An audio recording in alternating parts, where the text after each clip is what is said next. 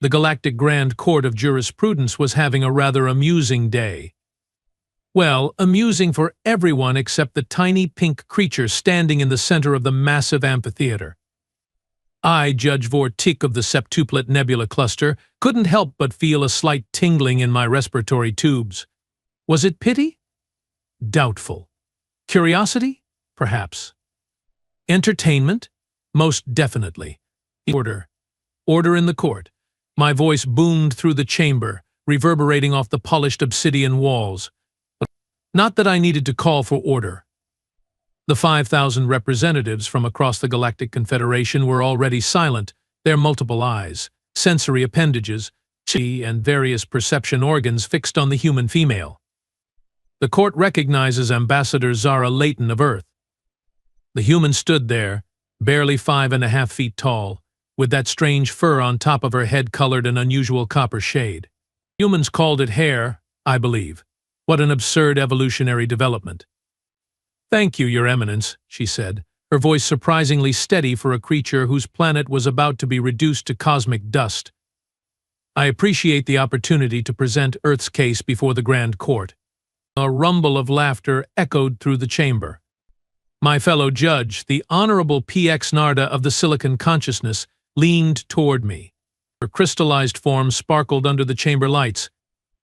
"Is this not the most hilarious thing you have witnessed in your 3 centuries of service, Vortic?" she whispered, her voice a symphony of chiming notes.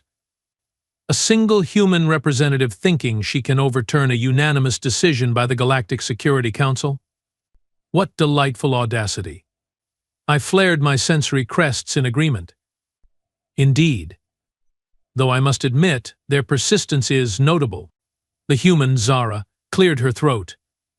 How strange that humans needed to make such noises before speaking. So inefficient. Distinguished members of the court. She began, "I stand before you representing not just Earth's 9.8 billion humans, but all life forms that call our planet home. The decision to destroy Earth to make way for the new quantum transit route is, with all due respect, both legally flawed and morally unconscionable." More laughter erupted, louder this time. I noticed Ambassador Krell NX of the Vargun Imperium slapping all 4 of his appendages against his thorax in what I recognized as their expression of extreme amusement. "Silence," I commanded, though I myself was fighting the urge to expel air through my breathing apparatus in what humans called a chuckle. The human will be heard without interruption, as is guaranteed by Galactic Statute 7293b. "Thank you, Judge Vortic," Zara continued. "As I was saying, the decision violates Article 42 of the Sentient Species Protection Act, which clearly states that no developing world can be removed from existence without first achieving interstellar capability and representation on the Council." Chief Prosecutor Dren Tor rose from his hovering platform, his gelatinous form undulating with barely contained contempt. "Your Eminence, if I may." I nodded my permission. The human conveniently fails to mention subsection 115.3, which provides an exception for transit routes of Class 1 galactic importance. The new quantum route will reduce travel time between the Andromeda and Milky Way galaxies by 78%. Billions of species will benefit. What is one insignificant mudball against such progress?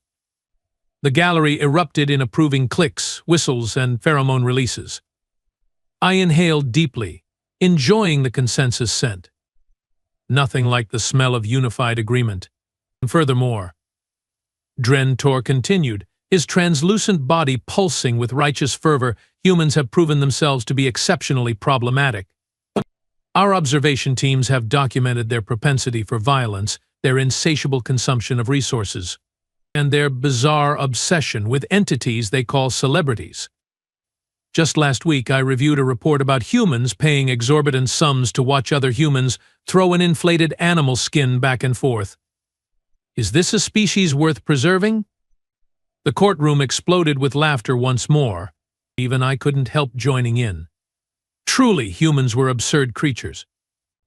Zara's face took on a reddish hue, which my cultural database identified as either embarrassment or anger. Fascinating how their epidermal layer revealed their emotional states. So vulnerable. With respect, Prosecutor Dren Tor, she responded, her voice growing firmer, you are cherry-picking examples to suit your narrative. Yes, humans have flaws, but we also. Cherry-picking? Interrupted Dren Tor, his translucent form quivering. Is that some primitive Earth agricultural reference? How typical. More laughter. I noticed Zara's hands balling into what humans call fists. Such an obviously aggressive posture. My security detail shifted nervously. Order. I commanded again. Ambassador Layton, please continue without using incomprehensible Earth idioms. Zara took a deep breath. My apologies. What I meant was that the prosecution is selectively presenting evidence. Yes, humans have engaged in conflict, but we have also created art, music, literature. We have developed medicine to heal, technology to connect, and philosophy to understand our place in the cosmos. Just 70 years ago, we believed we were alone in the universe. Look how far we have come since first contact. Not far enough to develop interstellar travel, sneered Representative Yubo Karn from the back of the chamber. My species achieved that milestone when we were still primarily aquatic. Zara didn't flinch. Different species evolve at different rates, Representative. The quantum acceleration principle established by your own scientist, NX Vala, proves that technological development is non-linear across species. I raised my upper appendages in surprise. The human had done her research. Interesting. Besides, she continued, Earth sits on a unique astrological position. The transit route could be adjusted by just 0.02 parsecs to avoid our solar system entirely. The additional travel time would be negligible, just 4.3 standard minutes. Prosecutor Dren Tor's gelatinous form rippled with annoyance. The cost of such an adjustment would be astronomical. We are talking about 12.7 billion galactic credits. And what's the cost of 8 billion sentient lives? Zara shot back. Not to mention the millions of other species that call Earth home. Have you calculated that? Prosecutor? A murmur ran through the court. I noticed several representatives shifting uncomfortably. Furthermore, Zara continued, gaining confidence. Your own survey team spent less than one Earth day on our planet. They landed in what we call Nevada, one of our most desolate regions, spoke to no one, and departed. Their report describes Earth as, and I quote, a mostly barren planet with minimal intelligent life and no significant cultural achievements. This is hardly a comprehensive assessment. I reviewed the report in my neural implant and had to admit she had a point. The survey team had been notably efficient in their evaluation. The law requires a minimum observation period of one local solar cycle, Zara pressed. You gave us 6 hours. Dren Tor's form darkened, a sign of agitation. The team was on a tight schedule. We have 16,000 planets to survey this galactic quarter alone. Then perhaps you shouldn't be making life or death decisions about entire civilizations based on such cursory examinations, Zara replied, her voice dangerously calm. The chamber fell silent. Even I had to admit, the human had scored a valid point. Prosecutor Dren Tor recovered quickly. Regardless of the survey's duration, the fact remains, Earth is perfectly positioned for the transit route. Humans have not achieved interstellar travel, and the benefit to the greater galactic community outweighs the preservation of one primitive species. The law is clear. Is it? Zara asked, raising an eyebrow. She reached into her pocket and pulled out a small device. With the court's permission, I'd like to present Exhibit A. I nodded my approval, curious despite myself. Zara placed the device on the floor. A holographic projection appeared, showing a small metallic object hurtling through space. This, she said, is Voyager 1, a spacecraft launched by humans in 1977. It has left our solar system and is currently traveling through interstellar space at approximately 38,000 miles per hour. It carries a golden record with sounds and images from Earth, our attempt to communicate with any intelligence that might find it. Drentor scoffed. That primitive collection of metals and circuits? It would take 40,000 years to reach even the nearest star system at that pathetic velocity. Nevertheless, Zara countered, it is, by definition, interstellar. Humans have achieved interstellar travel, albeit in a rudimentary form. Therefore, under Article 42, Earth qualifies for protection. A buzz of conversation filled the chamber. I conferred quickly with my fellow judges. A clever argument, Ambassador, I admitted. But Voyager was not designed to carry living humans. It is merely an automated probe. The spirit of the law refers to viable transportation of sentient beings. Then what about this? Zara tapped her device again. The hologram changed to show a much larger spacecraft under construction in Earth orbit.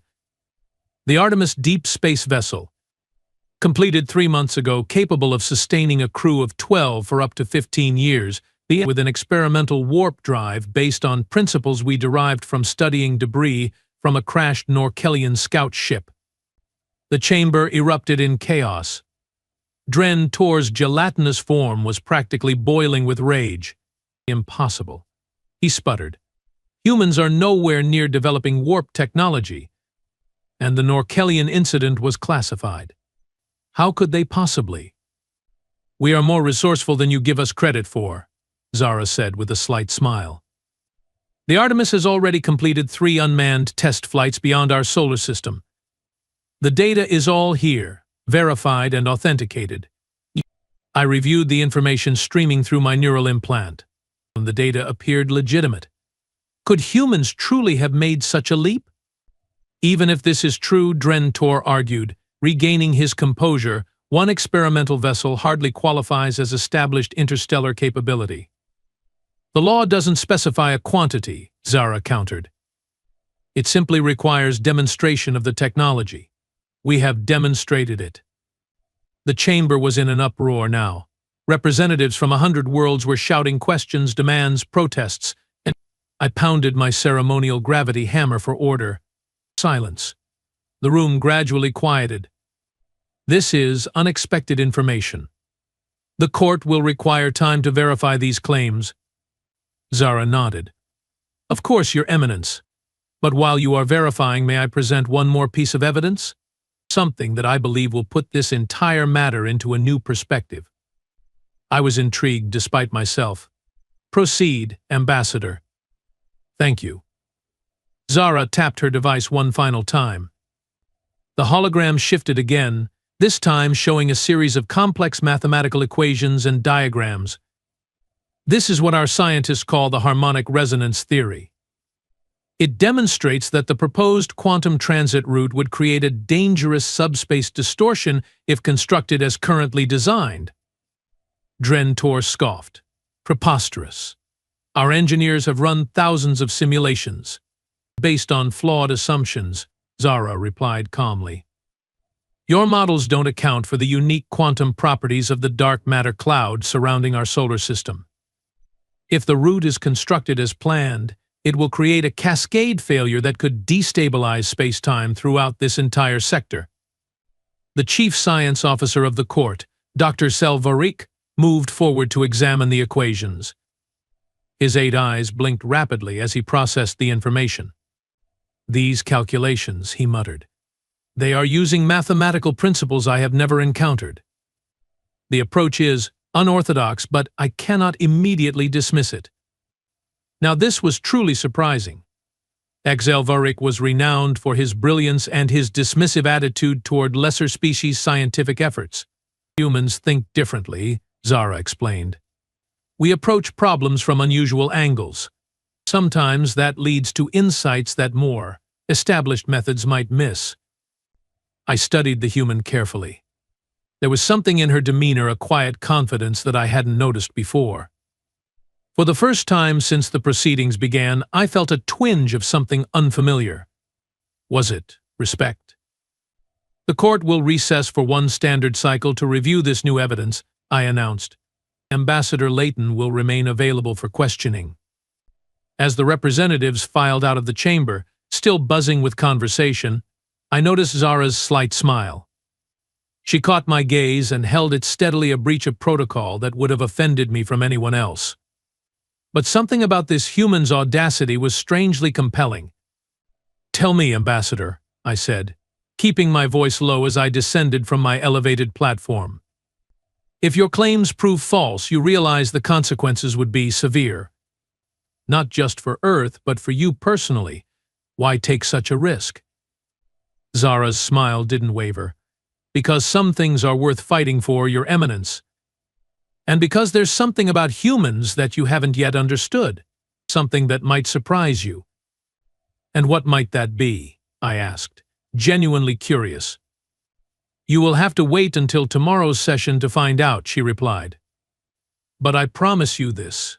When I'm finished speaking, you will never look at humans the same way again." As I watched her being escorted from the chamber, I couldn't help but wonder what final words this small, fragile creature could possibly offer that would change the mind of the Galactic Grand Court. Whatever it was, I had to admit for the first time in centuries, I was actually looking forward to the next day's proceedings. Little did I know that Zara Layton's final argument would shake the foundations of the Galactic Confederation itself. The next cycle arrived with unprecedented attendance. Every seat in the Grand Court was filled, with additional viewing platforms hastily constructed to accommodate the overflow. Word of the humans' bold claims had spread throughout the Galactic Confederation like a quantum ripple. Even Supreme Chancellor Goalranks himself had arrived, an honor typically reserved for cases of universal importance. "Quite the spectacle you have created," I remarked to my fellow judge, PX Narda, as we prepared to enter the chamber. "Indeed," she chimed, her crystalline form vibrating with anticipation. "Who would have thought a doomed species could generate such fascination?" "I have received 16 requests for private audience from representatives wanting insider information." "And what did you tell them?" I asked, adjusting my ceremonial collar. "That they should have paid more attention during yesterday's proceedings instead of playing sensation games on their neural implants," she replied with a harmonic laugh. As we took our positions on the elevated bench, I surveyed the chamber. The atmosphere crackled with tension, quite literally in the case of the Volterran delegation, whose emotional states manifested as electrical discharges. Security drones hovered discreetly, ready to neutralize any overly enthusiastic reactions. "The Grand Court of Galactic Jurisprudence is now in session," I announced, my voice carrying through the vast space. Yesterday's proceedings ended with new evidence presented by Earth's ambassador. "The court has reviewed this evidence and is prepared to continue." Bring in the human representative. The massive doors parted, and Zara Layton entered. Unlike yesterday, when she had appeared nervous yet determined, today she walked with absolute confidence. Her strange copper-colored head fur was arranged differently, pulled back tightly, giving her an appearance that my cultural database identified as formidable. She wore what humans called a suit, black with thin white lines. Curious how such simple appearance modifications could create such a different impression. "Ambassador Layton," I acknowledged. "The court has reviewed your evidence regarding Earth's interstellar capabilities and the theoretical dangers of the proposed transit route. Chief Science Officer Selvarik will now present our findings." Selvarik floated forward on his gravity disk, his 8 eyes blinking in sequence, a sign of mental organization among his species. After thorough analysis, he began, his voice a series of melodic whistles translated by the court's systems. "We find the humans' claims regarding the Artemis vessel to be partially substantiated. The craft exists and has indeed traveled beyond their solar system. However," he raised a tentacled appendage, "the technology appears to be in early experimental stages, far from reliable or practical interstellar travel." Zara remained impassive, neither disappointed nor surprised, regarding the harmonic resonance theory. Selvarik continued, "The mathematics are intriguing. While our models cannot confirm the humans' predictions with certainty, we cannot entirely dismiss them either. There is a non-zero probability, approximately 22.7%, that the construction of the quantum transit route could create subspace distortions in the region." A murmur rippled through the audience. A 22.7% chance of catastrophic failure would normally be enough to halt any major project. Prosecutor Dren Tor surged forward, his gelatinous form bubbling with indignation. This is preposterous. We cannot delay a project of this magnitude based on primitive human calculations and a theoretical risk. The economic impact of postponement would be devastating to 17 galactic sectors. The law is clear, Zara interjected calmly. Safety Protocol 89 Delta requires that any infrastructure project with a catastrophic failure risk exceeding 0.001% must be redesigned or abandoned. I was impressed again by the humans' knowledge of our legal system. Most species barely understood their own planetary laws, let alone galactic statutes. Your Eminence, Dren Tor protested, the human is attempting to use technicalities to obstruct progress. Even if we accept this dubious theory, the solution is simple: move the humans. We can relocate them to a suitable planet in the Cygnus sector. Problem solved.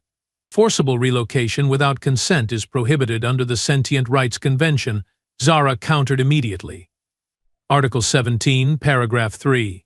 Dren Tor's form darkened to a deep purple.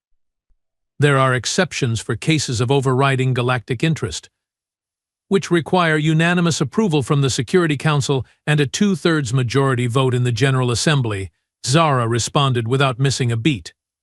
Neither of which you have obtained. The chamber buzzed with surprised conversations. Even I had to admit this human was remarkably well versed in our procedures. Enough, I commanded, restoring order. It seems we have reached a legal impasse. Ambassador Layton, you indicated yesterday that you had one final argument to present. The court will hear it now. Zara nodded and moved to the center of the chamber. For a moment, she stood silently, looking around at the thousands of representatives from across the galaxy. When she finally spoke, her voice was quiet yet somehow filled the entire space. Distinguished members of the court, yesterday I presented legal and scientific arguments for Earth's preservation. Today I want to talk about something different. Something that no survey team could discover in 6 hours, or even 6 years. She paused, making eye contact with various representatives. I want to talk about what makes humans unique in this vast galaxy. A few snickers echoed through the chamber. Supreme Chancellor Gol Ranks leaned forward, his 6 sensory stalks extended with interest. Every species believes itself special, Zara continued. The Arcturians pride themselves on their mathematical prowess. The Zeth Collective boasts of their hive efficiency. The Voltar Empire celebrates their military achievements. All valid points of pride. She began to walk slowly around the circular platform. But humans possess something that, based on my research of Confederation archives, appears to be exceedingly rare: adaptive creativity under existential pressure. Dren Tor scoffed. Meaningless words. All species adapt or perish. Do they? Zara asked, turning to face him directly. When the Krellian homeworld faced an ecological collapse, what did they do? They petitioned the Confederation for emergency assistance and waited. When it didn't come in time, their civilization collapsed. She turned to address the wider audience.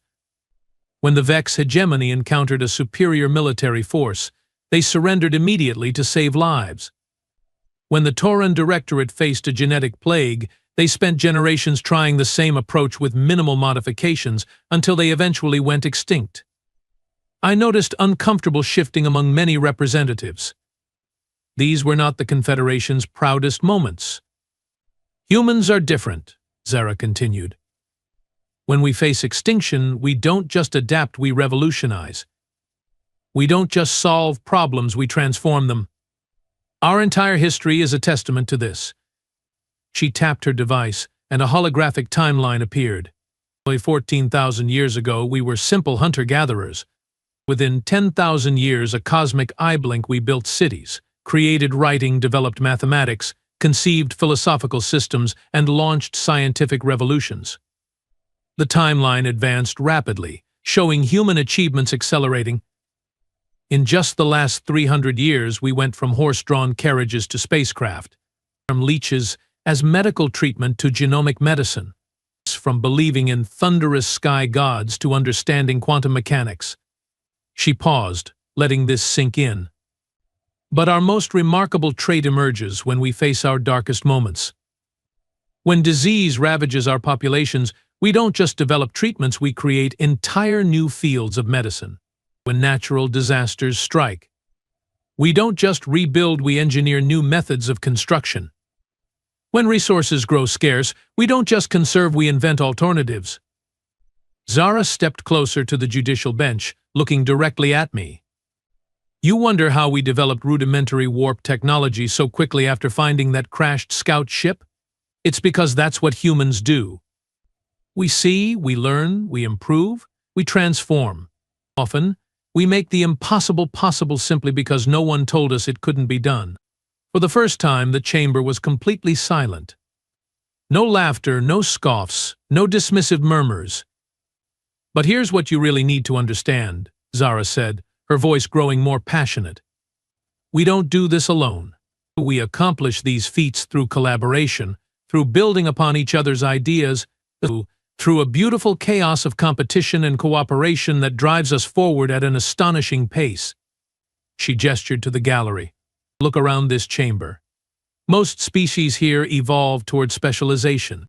The Opton are natural mathematicians because their brains evolved to calculate gravitational shifts on their unstable homeworld.